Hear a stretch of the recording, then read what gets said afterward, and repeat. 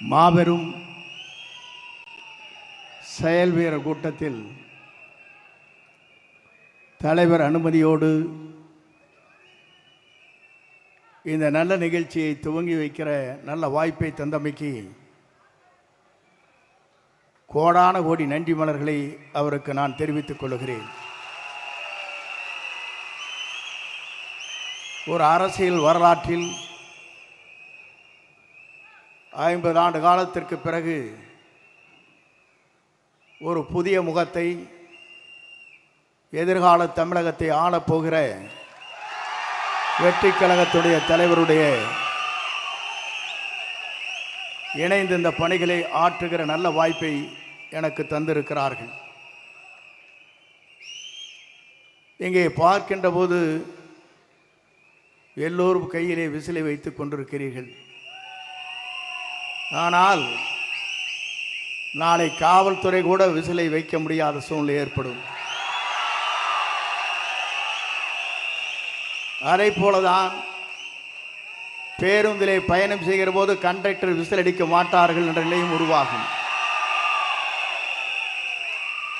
ஏன் இதை சொல்லுகிறேன் என்று சொன்னால், தலைவர் எல்லோரும் நினைத்தார்கள், எல்லோரும் எண்ணினார்கள்.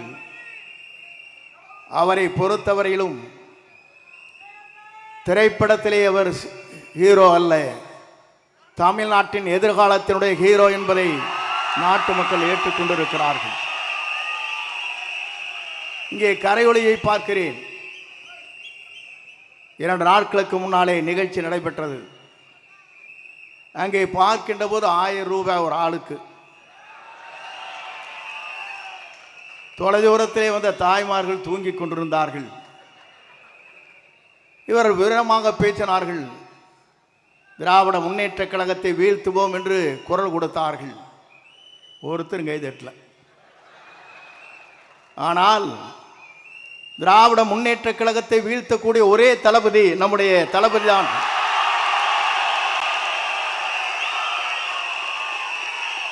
ஏன் இதை சொல்லுகிறேன் என்று சொன்னால், 10 கூட்டணி, 8 கூட்டணி, இதையெல்லாம் தூள் தூளாக்குற சக்தி யாரிடத்திலே இருக்கிறது என்று சொன்னால், வெற்றி கழகத்துடைய தலைவராக மட்டுமல்ல, எதிர்கால தமிழகத்தை ஆளப்போகிற நம்முடைய தமிழக முதலமைச்சருக்கு தான் அது உண்டு. நான் எதற்காக இதை சொல்லுகிறேன் என்று சொன்னால், பல தலைவர்களை பார்த்துவிட்டு இங்கே வந்திருக்கிறேன். புரட்சி தலைவரை பார்த்தேன். அப்போது நான் நினைத்தேன், சிறு வயது எனக்கு 26 வயதிலே சட்டமன்ற உறுப்பினர். அப்போது உங்களைப் போலதான் நானும் இருந்தேன். ஆனால் நம்முடைய தலைவரோடு இணைந்ததற்கு பிறகு எங்கு சென்றாலும் உங்களை பார்க்கின்ற போது ஆள் விட்டா போதுமப்பா, போட்டு முதிச்சு முடிதுரா. நீங்கள் ஒரு பக்கம் செல்ஃபி எடுக்கிறாங்க, ஒரு பக்கம் திருப்புறாங்க, ஒரு பக்கம் மாட்டுறாங்க. பெண்கள் அதற்கு மேலே ஓடி வந்து படம் எடுக்கிற காட்சியும் நான் பார்த்தேன். இது இந்திய வரலாற்றில் யாருக்குமே இல்லாத ஒரு புகழ் இவருக்கு இருக்கிறது என்ற வரலாறு இங்கே படைக்கப்பட்டிருக்கிறது. நான் அதை சொல்வதற்கு காரணம், நம்முடைய நோக்கம் தமிழ்நாட்டு மக்களை வாழ வைப்பதற்கு. ஏறத்தாழ 1000 கோடி ரூபாய் வருவாயை வேண்டியதில்லை என்று சொல்லிவிட்டு மக்களை காப்பதற்காக ஒரு தலைவர் இங்கே வந்திருக்கிறார் என்று சொன்னால், இந்த தலைவருடைய ஆற்றலும் சிந்தனையும் தொலைநோக்கு பார்வையும் மக்கள் கூர்ந்து கவனித்துக் கொண்டிருக்கிறார்கள். நான் அதை சொல்வதற்கு காரணம், பல இடங்களுக்கு செல்லுகிற போது சொல்வார்கள், இங்கே எந்த வீட்டை எடுத்துக்கொண்டாலும் நமக்கு தான் ஓட்டு. திமுக கார வீட்டில் கேட்டாலும் நமக்கு தாங்கிறாங்க. வேற கட்சி ஆரை கேட்டாலும் நமக்கு தான் ஓட்டுங்கிறாங்க. எந்த கட்சியை கேட்டாலும் அவருக்கு ஓட்டு போடுவாங்க, நாங்கள் மட்டும் தளபதிக்கு தான் ஓட்டு போடுவோங்கிறாங்க. இது ஒரு அதிசயம் எங்கே இருக்கிறது என்று சொன்னால், இந்தியாவிலே இருக்கின்ற அத்தனை பேரும் கூர்ந்து கவனித்துக் கொண்டிருக்கிறார்கள். நான் ஒன்றை சொல்ல விரும்புகிறேன். டெல்லி இருப்பவர்கள் விமானத்தில் இங்கே சென்னைக்கு வருகிறார்கள்.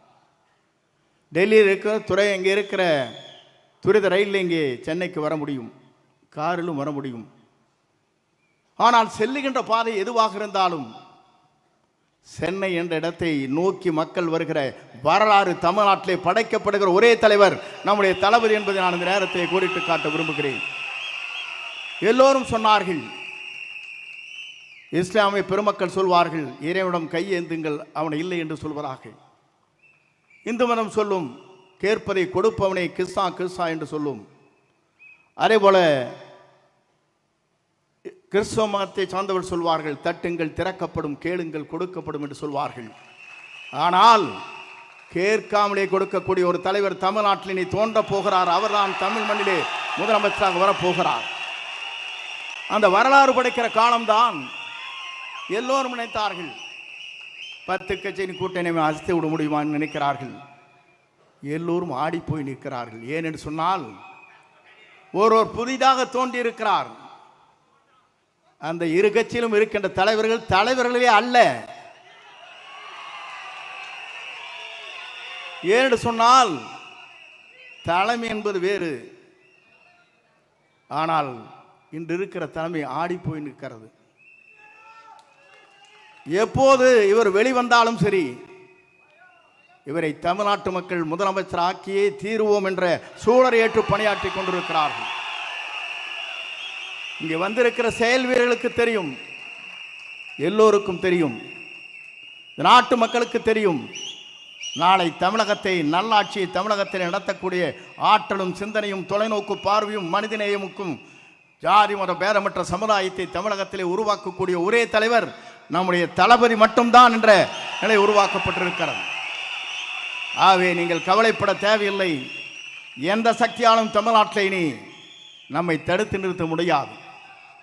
அவர் வருவதை எந்த சக்தியாலும் தமிழ்நாட்டின் மண்ணிலே அவர் முதலமைச்சர் ஆவதை எந்த சக்தியாலும் தமிழ்நாட்டிலே நிறுத்தி விட முடியாது. அதைத்தான் நாம் இங்கே காணுகிறோம். நமக்கு கிடைத்திருக்கிறது விசில் சின்னம். நாம் எச்சரிக்கையாக இருக்க வேண்டும். தூங்கிக் கொண்ட இடத்திலே காதிலே சென்று விசிலை அடித்து விடாதீர்கள், ஓட்டு போய்விடும். பஸ் ஸ்டாண்டிலே வயதிலே இருக்கின்ற தடுமாறி கொண்டிருக்கிற பெரியவர் இருக்கின்றத்திலே திடீரென்று விசில் அடித்தால் அவர் தடுமாறி போய்விடுவார். ஆகவே நம்முடைய விசிலை பொறுத்தவரை எச்சரிக்கையாக இருக்க வேண்டும். ஏன்னு சொன்னால் நாம் போடுகிற வாக்கிலே தான் நம்முடைய வெற்றி வரலாறு இருக்கிறது என்பதை மறக்காமல் நம் பணிகளை ஆற்றிடல் வேண்டும். இங்கே வந்திருக்கிற நீங்கள் அத்தனை பேரையும் நான் காணுகிறேன். உணர்ச்சி வசமாக இங்கே இருக்கிறீர்கள். 1000 கொடுத்து அங்கே கூட்டுகிறார்கள். 1 ரூபாய் கூட இல்லாமல் இங்கே கூடப்படுகிற கூட்டத்தை பார்க்கிற போது நம்மை வெல்வதற்கு எந்த சக்தியாலும் இனி தமிழகத்திலே இல்லை என்ற வரலாறு படைக்கின்ற காலமாக அந்த காலம் அமையும். இங்கே வருகிறது முதலே இதை துவக்கி வைக்கிற வாய்ப்பினை உருவாக்கி தந்திருக்கிற நம்முடைய தளபதிக்கு மீண்டும் கோடான கோடி நன்றி வளங்களை தெரிவித்து விடைபெறுகிறேன். நன்றி, வணக்கம்.